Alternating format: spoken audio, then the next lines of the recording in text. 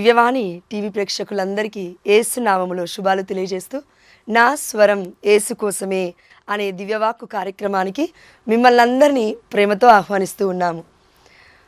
ప్రపంచానికి రక్షణ ఎలా వచ్చింది అని అడిగితే ప్రతి క్రైస్తవుడు చెప్పాల్సిన సమాధానం ఏంటంటే క్రీస్తు రక్తము ధారపోయటం ద్వారా. క్రీస్తు రక్తములోనే రక్షణ. క్రీస్తు రక్తము మనందరి కొరకై పాప పరిహారార్థమై బలిగా చిందబడింది కాబట్టే మనమందరము కూడా ఇంకా ఎన్ని పాపాలు చేస్తున్నా బ్రతుకుతున్నాము. ఎన్ని ఘోరమైన అతిక్రమాలు, ఎన్ని ఘోరమైన ఆలోచనలు కలిగి ఉన్నప్పటికీ, మన పాపాలు రోజు రోజు పండిపోతున్నప్పటికీ మనం ఇంకా బ్రతికే ఉన్నాము, మనం ఇంకా ప్రాణం కలిగి ఉన్నాము. దానికి కారణం ఏంటంటే దేవుడి యొక్క అనుగ్రహము, దేవుడి యొక్క ప్రేమ, దేవుడి యొక్క కరుణ, దేవుడి యొక్క దయ. అందుకే ఈరోజు మనము ధ్యానించుకోబోతున్న అంశం ఏంటంటే ప్రపంచాన్ని రక్షించిన రక్తము. మరి విశ్వసిస్తున్నామా? అవునండి, మేము క్యాథలిక్స్వి, లేదంటే క్రైస్తవులము, మేమందరము జ్ఞానస్నానం పొందుకున్నాము, అయితే రక్షింపబడ్డట్టే అని మనలో చాలామంది అపోహలో ఉన్నాము. కానీ అది నిజము కాదు. రక్షణ అనేది పితాపుత్ర పవిత్రాత్మ నామములో జ్ఞానస్నానం అనగా బప్తిస్మము తీసుకున్నవాడే దేవుడి యొక్క మాటకు, దేవుడి యొక్క ఆజ్ఞకు లోబడినట్లు.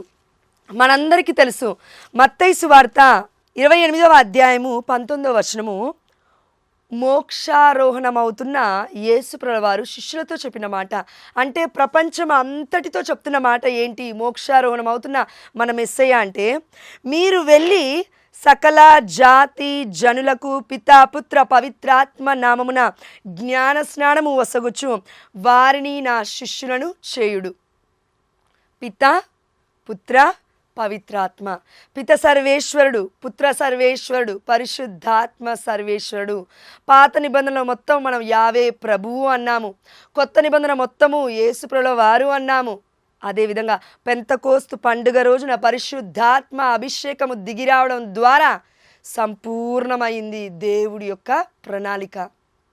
అందుకే మొట్టమొదటి క్రైస్తవులు, ఆది క్రైస్తవులు అనగానే మనకు గుర్తొచ్చేది పెంతకోస్తు పండుగ రోజున. కాబట్టి పిత సర్వేశ్వరుడు, పుత్ర సర్వేశ్వరుడు, పవిత్రాత్మ సర్వేశ్వరుడు ఒక్కరే, కానీ మూడు అని మనం ఎందుకు అంటున్నామంటే ఆ దేవాతి దేవుడు పాత నిబంధన మొత్తము కూడా కనబడకుండా ప్రవక్తలను నడిపించాడు. అదేవిధంగా యేసుప్రభువు వారు కనబడి నడిపించారు. పరిశుద్ధాత్మ దేవుడు ఇప్పుడు ఏం చేస్తున్నాడంటే we are in the era of the holy spirit. అంటే పరిశుద్ధాత్మ యుగంలో మనం ఉన్నాము కాబట్టి మనలో ఉండి దేవుడు ఇప్పుడు మనల్ని నడిపిస్తున్నాడు. బయట కాదు, మనలో ఉండి. క్రీస్తు రక్తానికి మనలో ఉన్న పరిశుద్ధాత్మ దేవుడికి ఏమైనా సంబంధం ఉందా? ఉంది. అందుకే పితా పుత్ర పవిత్రాత్మ నామమున జ్ఞానస్నానం ఎందుకు పొందుకోవాలంటే పరిపూర్ణమైన దేవుణ్ణి కలిగి జీవించాలి. పేతురు గారో పౌలు గారో యేసునామంలో జ్ఞానస్నానం పొందండి అని ఉంది కదండి వాక్యాలలో, లేఖనాలలో మనం చూసాం కదండి. అని అంటే మన కన్నతల్లి అయిన కథోలిక శ్రీసభ సాంప్రదాయం, ట్రెడిషన్, పుట్టువోత్రాలు మొత్తము, చరిత్ర మొత్తం కన్నతల్లి అయిన కథోలిక శ్రీసభలో 2025 సంవత్సరాల పారపర్యం ఏం చెప్తుంది, నాలెడ్జ్ ఏం చెప్తుంది, తెలివి ఏం చెప్తుంది, జ్ఞానం ఏం చెప్తుంది అని అంటే యేసు నామములో జ్ఞానస్నానం అనగా ఈజ్ ఈక్వల్ టు యేసు చెప్పిన జ్ఞానస్నానం. ఏం చెప్పారు యేసయ్య? పితా పుత్ర పవిత్రాత్మ నామములో మీరు జ్ఞాన స్నానం పొందండి అన్న దేవాతి దేవుడు 20వ వచనం మళ్ళా మనకి గుర్తు చేస్తున్నాడు. ఎందుకంటే చాలామంది మనల్ని మభ్య పెడతారు. ఏసునామము ఏసునామము ఏసునామంలోని జ్ఞానస్నానం బప్తిజం అని నో. అందుకే దేవాతి దేవుడు 20వ వచనంలో చూడండి ఏం చెప్పారు. పితాపుత్ర పరిశుద్ధాత్మ నామంలో జ్ఞానస్నానం పొందండి, ఇవ్వండి అని చెప్పిన యేసయ్య 20వ వచనం ఏం చెప్తున్నారో చూడండి. నేను మీకు ఆజ్ఞాపించినదంతయు వారు ఆచరింప బోధుడు. ఆమేన్, హల్లెలూయా. అంటే బోధించండి. ఏమని? ఆచరించాలి, ప్రవర్తించాలి. మన బ్రతుకులలో క్రీస్తు మాటలు కనబడాలి. అదేంటంటే, నేను కేవలం మాటలు చెప్తున్నాను, అయితే మీరేం చేస్తారంటే క్రియలల్లో క్రీస్తుని ప్రకటించాలి. పితా, పుత్ర, పరిశుద్ధాత్మ నామములో మీరు జ్ఞానస్నానం పొందుకోవాలి. అదేవిధంగా వారందరూ కూడా జ్ఞానస్నానంలో అలా పితా, పుత్ర, పరిశుద్ధాత్మ దేవుని పరిపూర్ణముగా పొందుకోవాలి అని మీరు నేర్పించాలి, ఇది ఆచరించాలి అని మన యేసుప్రభుల వారు చెప్పారు. ఇప్పుడు పితాపుత్ర పరిశుద్ధాత్మ నామంలో జ్ఞానస్నానం తీసుకోకుండా మనం జీవిస్తే అపరిపూర్ణం, అంటే క్రైస్తవులం కాదు. ఇదొకటి. మన టాక్ ఏంటి? యేసు రక్తములోనే రక్షణ, ప్రపంచం మొత్తం రక్షింపబడుతుంది. అవునా? ఎస్. యేసయ్య చెప్పిన ఈ మాటే మనము జ్ఞానస్నానం దగ్గర కూడా కంప్లీట్గా పరిపూర్ణంగా మనం చేయలేకపోతున్నాం. దేవుడు ఇంకో గొప్ప మాట చెప్పాడు. అదేంటి? ఇదే మత్తయి సువార్తలో మనం చూసాము, కడరాత్రి భోజనము దగ్గర అండి. మత్తయి సువార్త 26వ అధ్యాయము 26వ వచనం చూడండి. ప్రభు భోజనము. దేవుడు మొట్టమొదటిగా మనకి ఒక ఆజ్ఞనిచ్చాడు, పితాపుత్ర పరిశుద్ధాత్మ నామంలో జ్ఞానస్నానం పొందాలని. అది ఆజ్ఞ. ఇది పక్కకు పెడితే దేవుల్లో మనం రక్షణ ఎలా పొందుకుంటున్నాము? జ్ఞానస్నానం ద్వారా, మనందరికీ తెలుసు. దాని తర్వాత ఒక నిత్య నిబంధన అనేది ఆ దేవాతి దేవుడు మనతో చేసుకున్నాడు. అదేంటో ఇప్పుడు చూద్దాం. ప్రభు భోజనము, మత్తయి సువార్త 26వ అధ్యాయం 26వ వచనము. వారు భుజించుచుండగా యేసు రొట్టెను అందుకొని ఆశీర్వదించి త్రుంచి తన శిష్యులకు ఇచ్చుచు, దీనిని మీరు భుజింపుడు, ఇది నా శరీరము అనెను. ఒక పాత్రను అందుకొని కృతజ్ఞతా స్తోత్రములు చెల్లించి వారికి ఇచ్చి, దీనిలోనిది మీరు అందరూ త్రాగుడు, ఇది అనేకుల పాప పరిహారార్థమై చిందబడుతున్న నిబంధన యొక్క నా రక్తము. ఆమేన్, హల్లెలూయా. ఆ దేవాదేవుడు చెప్తూ ఉన్నాడు, నేను నా యొక్క శరీరాన్ని మీకు ఇస్తూ ఉన్నాను, తినండి. నా రక్తాన్ని మీకు ఇస్తున్నాను, తాగండి. అయితే ఇది చేస్తే ఏమొస్తుంది? మనము యోహాను సువార్త 6వ అధ్యాయము 35వ వచనం దగ్గరికి వద్దాం. అందుకు యేసు, నేనే జీవాహారమును అని అంటున్నారు. నేనే అనగా యేసు ప్రభువారు. అందుకే మనమందరము కూడా రక్షణ పొందుకోవాలంటే, సంపూర్ణమైన రక్షణలో మనం నడవాలంటే కేవలం జ్ఞానస్నానము అయోగ్యకరంగా తీసుకుంటే సరిపోదు. యోగ్యకరంగా కన్నతలేన కథోలిక శ్రీ సభలో పితాపుత్ర పరిశుద్ధాత్మ నామంలో తీసుకున్న తర్వాత మనం చేయాల్సిన ఇంకో పని ఏంటంటే, దివ్య సప్ర సాధనాదుని రోజు నిత్య నిబంధనలో మనము ఆ దేవాతి దేవుని మన క్రియల ద్వారా నిరూపిస్తూ ఉండాలి, క్రీస్తు నాలో ఉన్నాడు అని. అదేంటి అంటే, జీవాహారమును నేనే, నా యొద్దకు వచ్చువాడు ఎన్నటికి ఆకలి కొనడు, నన్ను విశ్వసించువాడు ఎన్నటికి దప్పిక కొనడు. అయితే ఆ దేవాదేవుడు మనందరికీ ఏమని చెప్తూ ఉన్నాడంటే, జీవాహారమును నేనే, నా యొద్దకు వచ్చి వారి యొక్క జీవితం ఎలా ఉంటుందంటే, ఆకలి కొన్నా ఆకలి తీరుస్తాను, దప్పిక కొన్నా దప్పికని తీరుస్తాను. అయితే ఈ ఆహారము ఎలాంటి ఆహారము? 27వ వచనము, యోహాను సువార్త 6వ అధ్యాయం 27వ వచనము. అశాశ్వతమైన భోజనముకై మీరు శ్రమింపవలదు, నిత్య జీవము చేకూర్చు శాశ్వత భోజనమునకై మీరు శ్రమింపుడు, మనుష్య కుమారుడు దానిని మీకు ప్రసాదించును. ఆమేన్, హల్లెలూయా. ఎవరిస్తారంట ఈ భోజనాన్ని? మనుష్య కుమారుడు. మత్తయి సువార్త 26వ అధ్యాయంలో ప్రభు భోజనం గురించి చెప్పాడు. ఇప్పుడు మనుష్య కుమారుడే ఆ భోజనాన్ని మనకిస్తా అంటున్నాడు. డైరెక్ట్ వాక్యం చూద్దాం. మనమందరం కూడా పరలోక రాజ్యంకి వెళ్ళాలి అంటే పితాపుత్ర పవిత్రాత్మ నామంలో జ్ఞానస్నానం ఎంత ముఖ్యమో, దాని తర్వాత నిత్య నిబంధన అనేది నిత్యము చేయుట ఎంత ప్రాముఖ్యమో ఇప్పుడు చూద్దాం. యోహాను సువార్త 6వ అధ్యాయము 53వ వచనము. యేసు వారికి, మీరు మనుష్య కుమారుని, చూడండి, మీరు మనుష్య కుమారుని శరీరము భుజించి ఆయన రక్తమును త్రాగిననే తప్ప మీలో జీవముండదని మీతో నిశ్చయముగా చెప్పుచున్నాను. మనలో చాలామంది బ్రతికున్నట్లు కనబడుతున్నాం, కానీ జీవస్తవంలా చచ్చిపోతున్నాం రోజుకి. దానికి కారణం ఏంటి తెలుసా? యేసయ్యని మనలోకి స్వీకరించకపోవడమే. దివ్య సప్రసాదనాథుణ్ణి మనము ఆరగించకపోవడమే. భుజించండి అంటే నిజంగా భుజించాలండి. రక్తాన్ని తాగండి అంటే నిజంగా రోజు తాగాలండి. దివ్య సప్రసాద నాథుణ్ణి మనం లోకొనాలి. అందుకే ఆ దేవాదేవుడు అంటూ ఉన్నాడు 54వ వచనంలో, నా శరీరమును భుజించి నా రక్తమును పానము చేయువాడు నిత్య జీవము పొందును. ఆమేన్, హల్లెలూయా. ఈ లోకంలోనే మనం జీవించడం కాదండి, నిత్య జీవము పొందుతాము. ఆమేన్, హల్లెలూయా. నేను వారిని అంతిమ దినమున లేపుదును. ఆమేన్, హల్లెలూయా. చూడండి, నిరీక్షణ లేని క్రైస్తవుడు కాదు. అవునా? ఎస్. దేనికోసం నీ నా నిరీక్షణ? దేనికోసం నీ నా బ్రతుకు? దేనికోసం నీ నా ప్రయాస? ఈ లోకంలో పరలోక రాజ్యం ఒకటి ఉంది అనే కదా. మరి దేవాతి దేవుడు డైరెక్ట్గా చెప్తూ ఉన్నాడు, నీవు నా శరీరమును భుజించి నా రక్తమును పానము చేస్తే తప్ప నిత్య జీవము ఉండదు అని. రెండో విషయము, నేను అంతిమ దినమున వారిని లేపుతాను, ఎవరైతే నా శరీరాన్ని నా రక్తాన్ని స్వీకరిస్తారో. కాబట్టి ఈ రక్త ప్రోక్షణ అనేది కల్వరి నాథుడైన కల్వరి కొండపైన యేసుప్రభుల వారు తన రక్తాన్ని కార్చి పాప పరిహారార్థమై ప్రజలందరి కొరకు మరణించాడు. అయితే మరి ఆ రక్షణ రోజు మనం పొందుకుంటున్నామా? పితాపుత్ర పవిత్రాత్మ నామంలో జ్ఞానస్నానం ఎప్పుడు తీసుకున్నాం? చిన్న పసికందులుగా ఉన్నప్పుడు మన తల్లిదండ్రులు వచ్చి మనకి కథోలిక శ్రీసభలో ఇప్పిస్తూ ఉంటారు. దేవుడి గ్రేస్, పరిశుద్ధాత్మ అనేది ఆ దేవాదేవుడు మనకి ఇచ్చినాడు ఆ సమయంలో. దాని తర్వాత మరి పెద్దగా అవుతున్న కొద్దీ ఇప్పుడు చిన్నగా ఉన్నప్పుడు ఇచ్చారండి. ఒక నెల, 2 నెలలు, 3 నెలలు అనుకుందాం. ఇప్పుడు పెద్దవాళ్ళు అవుతున్నాం కదా, 30 ఏళ్ళు వచ్చాయి, 15 ఏళ్ళు వచ్చాయి, 10 ఏళ్ళు వచ్చాయి. ఏం తీసుకుంటాం? ఫస్ట్ హోలీ కమ్యూనియన్, మొట్టమొదటి దివ్య సప్రసాదాన్ని మనం తీసుకుంటాం. అవునా? పిల్లలందరికీ ఇప్పిస్తున్నారు కదా కథోలిక శ్రీసభలో. ఎస్. ఎందుకు?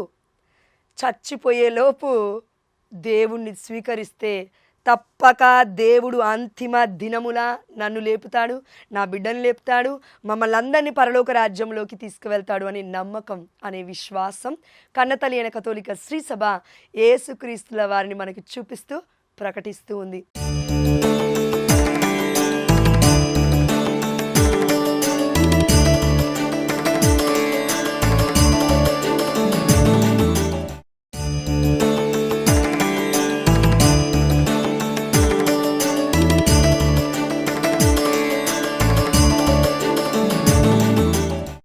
పశుల పాకలో పుట్టింది ఎవరు? పసి కందు. ఎలా పుట్టాడు? మరియ తల్లి గర్భము నుండి పుట్టాడు. కానీ దేవాతి దేవుడు ఏమంటున్నాడో ఒకసారి ఇక్కడ చూడండి. యోహాను సువార్త 6వ అధ్యాయము 50వ వచనము, పరలోకము నుండి దిగి వచ్చిన ఆహారం ఇదే, పరలోకము నుండి దిగి వచ్చిన ఆహారం ఇదే, దీనిని భుజించువాడు మరణింపడు. పరలోకము నుండి దిగి వచ్చాడు.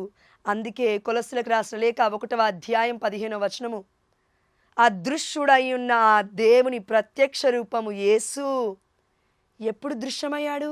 ప్రపంచానికి మొత్తం క్రిస్టమస్ అనే పండుగ ద్వారా దేవాతి దేవుడు దృశ్యమవుతూ ఉన్నాడు.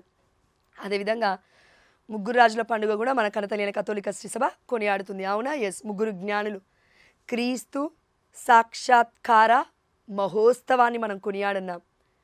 ముగ్గురు రాజుల పండుగ అని కాదండి దానికి అర్థము. ఆ జ్ఞానులకు దేవుడు బోధించాడు, గొర్రెల కాపరులకు దేవుడు బోధించాడు, ఈ ప్రపంచానికి బోధిస్తూనే ఉన్నాడు, పరిశుద్ధాత్మను మనలో ఉంచడం ద్వారా బోధిస్తూనే ఉన్నాడు. అందుకే ఆ దేవదేవుడు మనందరికీ చెప్తూ ఉన్నాడు, నన్ను రోజు భోజిస్తున్నారా? రోజు నన్ను పానము చేస్తున్నారా? అయితే మీరందరూ కూడా నిత్య జీవితానికి వారసులే. ఆమేన్, హల్లెలూయా. కానీ మనలో ఎంతమందిమి యోగ్యకరముగా యేసయ్య రక్త శరీరాలను మనము భుజిస్తున్నాము, పానము చేస్తున్నాము అనేదే ప్రశ్న. ఎందుకంటే కొరింథీయులకు రాసిన లేఖలో మనం చూస్తున్నామండి, ఆ దేవాదేవుడు చెప్తూ ఉన్నాడు, ఎవరైతే క్రీస్తు శరీరాన్ని రక్తాన్ని అయోగ్యకరముగా పానము చేస్తాడో, భుజిస్తాడో అనారోగ్యవంతుడవుతాడు, అంటే అనారోగ్యం పాలవుతాడు అని. దేవాతి దేవుని యోగ్యకరముగా భుజించువాడు శక్తివంతుడవుతాడు. ఆమేన్, హల్లెలూయా. అందుకే మరి కంక్లూజన్కి వద్దాం. ఇక్కడ పితాపుత్ర పరిశుద్ధాత్మ నామములో తీసుకున్న జ్ఞాన స్నానానికి యేసు ప్రభువారిని దివ్య సప్రసాద నాదుని మనం లోకొంటూ ఉన్నాము. అవునా? ఏమైనా సంబంధం ఉందా? ఉంది. మనము యోహాను సువార్త 3వ అధ్యాయము 5-6 వచనాలు చూసినట్లయితే అక్కడ యేసు ప్రభువారు నికోదేము గారు మాట్లాడుతూ ఉన్నారు. ఏమని మాట్లాడుతున్నారు ఒకసారి చూడండి. యేసు అందుకు అతనితో, మనుష్యుడు నూతనముగా జన్మించిననే తప్ప దేవుని రాజ్యమును చూడజాలడని నేను నీతో నిశ్చయముగా చెప్పుచున్నాను అని పలికెను యేసు ప్రభువారు. ఇదే మాట, మీరు నా శరీరమును నా రక్తమును పానము చేస్తే తప్ప మీకు నిత్య జీవితం ఉండదని మీతో నిశ్చయముగా చెప్పుతున్నాను అని చెప్పిన దేవుడే నికోదేముతో అంటున్నాడు, మీరు మనుష్యుడు నూతనముగా జన్మించినది తప్ప మీరు దేవుడి రాజ్యమును చూడజాలరు. అంటే మన కన్నతల్లి అయిన కథోలిక శ్రీ సభ మొత్తము, ట్రూ క్యాథలిక్ చర్చ్, నిజమైన సంఘము ఏమని చెప్తుంది? రెండు విషయాలు. ఒకటి, అందుకు నికోదేము, వృద్ధుడైన మనుష్యుడు మరలా ఎట్లా జన్మిస్తాడు? అతడు తల్లి గర్భంలోకి వెళ్తాడా మళ్ళీ అని అంటూ ఉన్నాడు. యేసు ప్రభువారు ఏమంటున్నారో చూడండి, 5వ వచనం. ఒకడు నీటి వలన ఆత్మ వలన జన్మించిననే తప్ప దేవుని రాజ్యములో ప్రవేశం లేదని నీతో నిశ్చయముగా చెప్పుచున్నాను. ఆమేన్. యేసు ప్రభువారు ఒక్క మాట మాట్లాడితేనే పరిశుద్ధమైన గ్రంథము నుండి భూమి ఆకాశము గతించిన నా మాట ఎన్నడూ గతించదని దేవాదేవుడు చెప్తున్నాడు. అలాంటిది ఇన్నిసార్లు మీతో నిశ్చయముగా చెప్తున్నాను అంటే ఖచ్చితముగా చెప్తున్నాడు. అదేంటంటే బల్లగుద్ది దేవాదేవుడు చెప్తున్నాడు, నువ్వు నేను ఒకవేళ దేవుడి యొక్క వాక్యాన్ని విరుద్ధంగా వెళితే పరలోక రాజ్యం ఉండదు. ఈ లోకంలో జీవించినప్పటికీ చచ్చిన శవాల్లాగా మనం జీవించాల్సిందే. ఎందుకంటే నిర్జీవం అది, మనలో జీవం ఉండదు. ఆల్రెడీ చాలామంది అలాంటి బ్రతుకును కొనసాగిస్తూ ఉన్నారు. భర్త భార్యకు అర్థం కావట్లేదు, భార్య భర్తకు అర్థం కావట్లేదు, పిల్లలు తల్లిదండ్రులకు అర్థం కావట్లేరు. పెళ్ళిళ్ళు ఎందుకు చేసుకోరో అర్థం కాదు. యవనస్తులు డ్రగ్స్ అంట, ఆల్కహాల్ అంట, ఎడిక్షన్స్ అంట, మొబైల్, టీవీ, అసలు ఎన్నో వ్యసనాలతో ఈ లోకం నడుస్తూ ఉంది ఈ రోజులలో. దానికి అర్థం ఏంటంటే చూడండి, ఇంత ఏఐ టెక్నాలజీ వచ్చింది, కానీ ఏ టెక్నాలజీ బ్రతుకుల్ని మార్చలేదు ప్రియమైన బిడ్డ. కానీ యేసు రక్తమే, యేసు శరీరమే మన బ్రతుకుల్ని మారుస్తుంది. ఎలా? క్రీస్తు స్వయముగా నీలో నాలో నివసించడం ద్వారా.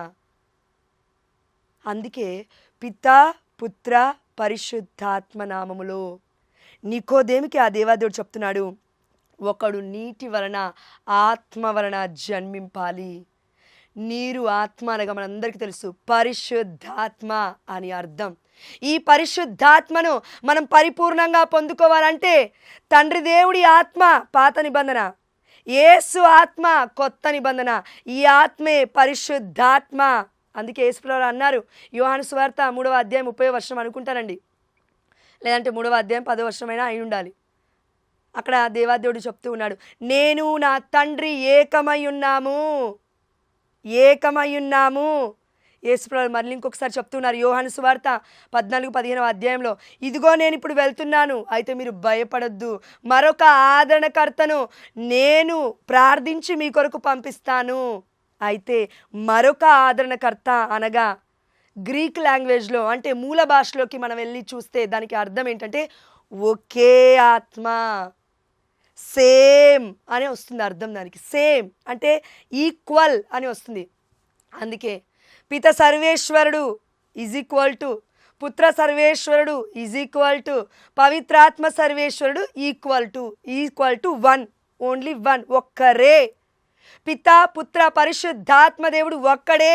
అందుకే పిత సర్వేశ్వరుని పక్కకు పెట్టొద్దు, పుత్రుని పక్కకు పెట్టొద్దు, పవిత్రాత్మ దేవుని పక్కకు పెట్టొద్దు, ముగ్గురిని కలుపుకొని జ్ఞానస్నానం తీయాలి. మరి జ్ఞానస్నానం ఇలా తీస్తున్నామండి. యేసు ప్రభువారి యొక్క శరీర రక్తాలను నూతన నిబంధనలో మరి ఇది ఎలా నెరవేరుతుందంటే మనం కరెక్ట్గా కళ్ళు మూసుకొని ఆలోచిద్దాము. కన్నతల్లి అయిన కథోలిక శ్రీసభలో గురువులు మొట్టమొదటిగా దివ్య బలి పూజ మొదలు పెట్టగానే చేస్తున్న ప్రార్థన అదేంటంటే, యేసుక్రీస్తు యొక్క కృపయు, తండ్రి దేవుడి యొక్క ప్రేమయు, పరిశుద్ధాత్మ సహవాసము మీతో ఉండునుగాక అనగానే ప్రజలందరూ మీతోనూ ఉండునుగాక. మొట్టమొదటి లైనే పితా పుత్ర పవిత్రాత్మ దేవుడు ఉన్నాడు. ఎక్కడా కూడా దివ్యమైన బలి పూజ మొత్తం యేసునామము అని లేదు. పితా పుత్ర పవిత్రాత్మ, హోలీ ట్రినిటీ వన్ గాడ్, త్రిత్వైక సర్వేశ్వరుని నామములోనే ప్రతిదీ జరుగుతుంది. అందుకే చూడండి, మనము దివ్యమైన సప్రసాదాన్ని తీసుకునేటప్పుడు కూడా గురువు ఎలా ప్రార్థన చేస్తారు ఒక్కసారి ఆలోచించండి ప్రియమైన దేవుడి బిడ్డలారా. ప్లీజ్ ఈ సమయంలో ఆ యొక్క పరిశుద్ధమైన ఆ యొక్క పాత్రలు అక్కడ ఉంటాయి. మొట్టమొదటిగా ఒక పాత్రను తీసుకుంటారు ఫాదరు. పాత్రను తీసుకున్న తర్వాత శరీరాన్ని దాని మీద పెడతారు, అంటే అప్పాన్ని దాని మీద పెడతారు, ప్రేయర్ చేసి పక్కన పెడతారు. దాని తర్వాత ఒక పాత్రని బౌల్ తీసుకుంటారు, అక్కడ పెడతారు. రక్తాన్ని ద్రాక్షరసాన్ని తీసుకుంటారు. అవునా, ద్రాక్షరసం తీసుకున్న తర్వాత అందులో ఒక స్పూన్, చిన్న స్పూన్ ఉంటుంది, ఆ చిన్న స్పూన్తో నీరుని తీసుకొని ఆ ద్రాక్షరసంలో కలుపుతారు. ఇక్కడ ద్రాక్షరసం అనగా దైవత్వం, నీరు అనగా మానవత్వం. అయితే మరి ఆ స్పూన్ ఎవరు? చిన్న స్పూన్ ఉంటుంది కదా, ఆ స్పూన్ ఎవరు? అమ్మ మరియ తల్లి, వారధి. పరలోకానికి ఈ భూలోకానికి పరిశుద్ధమైన బాలయేసుగా దేవాతి దేవుడు తన గర్భం ద్వారా పుట్టాడు.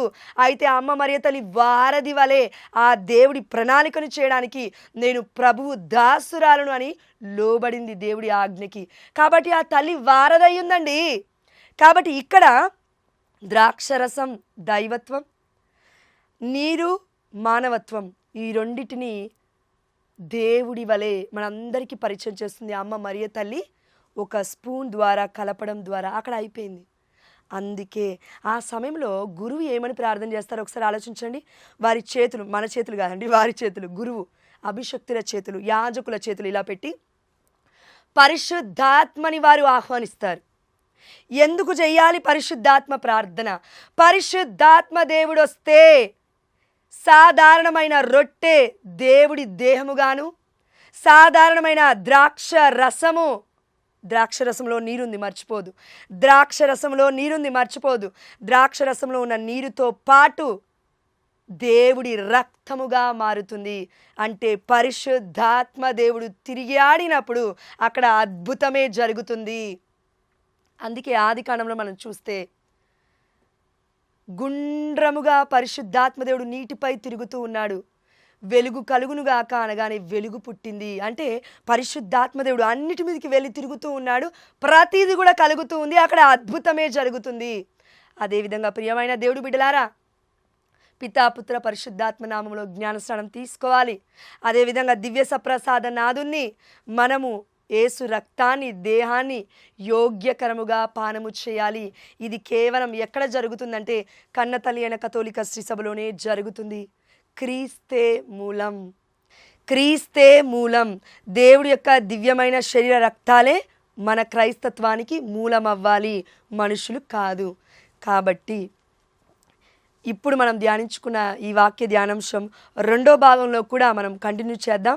కాబట్టి అప్పటి వరకు వీక్షిస్తూనే ఉండండి. అదేవిధంగా దివ్య సప్రసాద నాదుని యోగ్యకరముగా మనము భుజించాలి అనే యొక్క తలాంతుని మన యొక్క ఆలోచనలో పెట్టుకొని మనము దేవుణ్ణి యోగ్యకరముగా భుజించుదాం, ఆరోగ్యకరముగా జీవించుదాం. ఆమేన్. హల్లెలూయా.